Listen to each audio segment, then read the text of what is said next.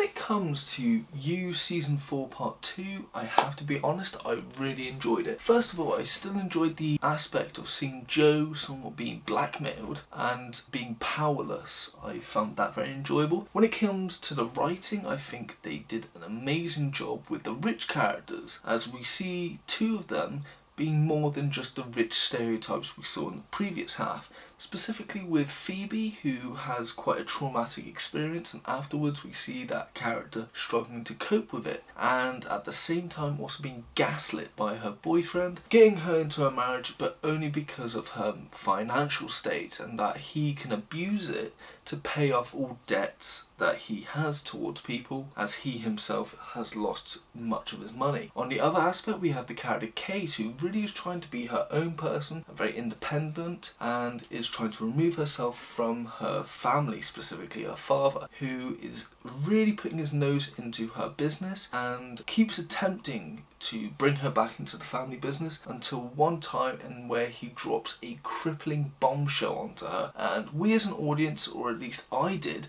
had a lot of sympathy for her as she realises that she will never get away from her father and be free from him. But when it comes to the best part of the writing, it obviously goes to Joe. They show him having somewhat of a mental breakdown, as he has a split personality. They showed his murderous side, and it really strips away all the likeability and sympathy we have for this character over the previous seasons. Now, I believe Penn Badgley definitely had a hand in this. I completely understand, as Joe isn't supposed to be a likeable character. He's got a saviour complex but turned up to 11, and we see that unlike in the first half, he hasn't removed his obsessions. If anything, they've gotten worse. Unlike the other You, this You has never met Joe, but Joe is very adamant that they have met and have a connection, and sadly that is not the case. What's also worrying is that unlike the previous murders that Joe would do, he would always claim that they are for that particular You, but this time he is just murdering for somewhat self-pleasure. When we see the personality and Joe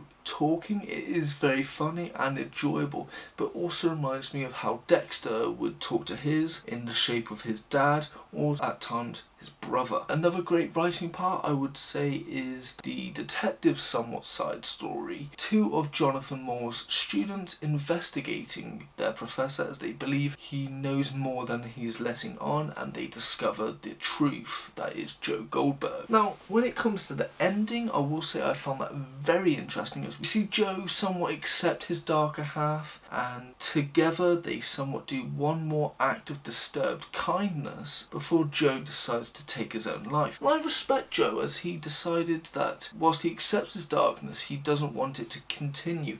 He would rather kill himself than allow it to manifest into something much worse. And that is why I'm very upset and disappointed to see that Joe lived. And not only that, but somewhat get the life of paradise, sadly also becoming like the rich douchebags he was hanging around with in this season, and to an extent getting his old life back. It's also sad to see Kate accept Joe's past, and not only that, but become what her father wanted her to be. And even though she claims that she's doing all of this to help the world, the fact that she's putting murder aside for love is very questionable. And then at somewhat near the end, we see that Joe is enjoying his murderous side. He finds it easier, and he's more ruining lives at this point, and he's just doing it to tie up loose ends, and to a lesser extent because he is untouchable. Now, when it comes to criticisms, I think because of the way they've portrayed Joe and how it ends, I feel like they can only do one more season, as this is a type of Joe the audience would not want to root for. We don't want him to find love. And if anything, personally speaking, I want to see him being arrested, not murdered. I want him to pay for the crimes he has committed. Now, when it comes to Kate, I feel like she was a character with very strong principles, and so I do question why she would throw them all aside for genuine love. Now, I do believe that Joe could be hiding a lot of his truths from her, but at the same time she's still able to brush over a recent murder and his past all for this. So I do have to question how many of her morals did she throw away for this particular person. And my last criticism is Mary Ann. I feel like when she was found, she was so adamant about not involving the police, which really didn't make sense. As I understand that fear would definitely take over them large part of you, but if he attempted to flee the country, you've got him on the kidnapping in the United Kingdom, so there's one crime. Faking his death, that is another for the United States, and fleeing a country whilst committing a crime is itself a crime. But understandably, rationality will not be there when you're in her position. It would be fear. But to take not that option, but an option which could have left her dead, that's something I do question. Overall, I really enjoyed this show. I liked how they showed Joe as the psychotic killer he's been denying for all these years, and how he accepts his darkness, and also finding the love that he has been seeking out for so many seasons. Really enjoyed that. Is this show good? I'd say it's great. Rating wise, I would give this entire season an 8.5 out of 10.